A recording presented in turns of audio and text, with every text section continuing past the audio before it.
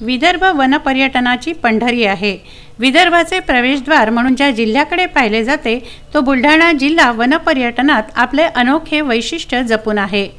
येथील ज्ञानगंगा, अंबा बरवा, लोणार यासारखी अभयारण्ये देशातील पर्यटकांना भुरळ घालणारी आहेत। सध्या येथे सीवन पट्टेदार वाघ वाघिणीच्या शोधात भटकंती करत असल्याने अनेक पर्यटक येथे गर्दी करत आहेत। यवतमाळ जिल्ह्यातील टिपेश्वर अभयारण्यातील सीवन या वाघाने 1300 किलोमीटरचा संचार करून बुलढाणा जिल्ह्यातील ज्ञानगंगा अभयारण्यापर्यंत मजल मारली आहे। बुलढाण्यापासून 8 किलोमीटरवर तर खामगावपासून 20 किलोमीटरवर ज्ञानगंगा नदी शेजारी वसलेल्या 205.210 चौरस किलोमीटरच्या क्षेत्राला 9 मे 1997 रोजी वन्यजीव अभयारण्याचा दर्जा मिळाला आहे। अभयारण्यात बिबट्या, हरिण, काळवीट, अस्वल यासारखे वन्यजीव मुक्तपणे संचार करतात। स्थानिक व काही स्थलांतरित पक्ष्यांच्या अशा एकूण 150 प्रजातींचे पक्षी अभयारण्यात विहार करतात।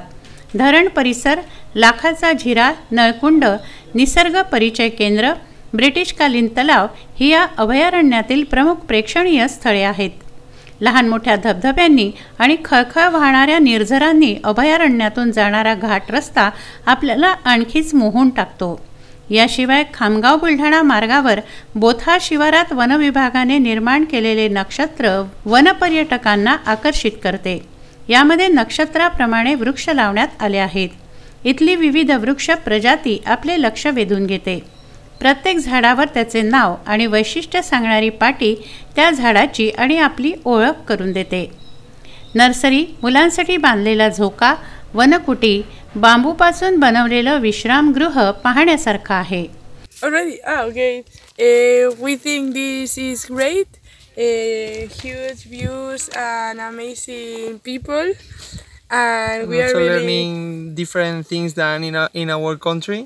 And seeing different animals. Your names and your country name? Carla and David, and we are from Spain. My name is Sridhar Ambore, forest guide. Yes. Tourist communication and all Gnanganga Sanctuary knowledge and tourist rounded for eye. Yeah. And Gnanganga Sanctuary in some of the point natural water horse Lakhe ka Jhira and otherwise dam. And Matragaon Dam and Paldak Dam. So I rounded for the tourist and welcome to India. Thank you. Okay. Thank you. जानेवारी ते जून हा येथे येण्यासाठी उत्तम कालावधी आहे। February ते मे महिन्यात वन्यजीवांचे मोठ्या प्रमाणात दर्शन होते। सध्या सीवन पट्टेदार वाघ येथे वाघिणीच्या शोधात असल्याने देशी व विदेशी पर्यटकांची गर्दी वाढत आहे। प्रशांत खंडारे, विदर्भ न्यूज, बुलढाणा।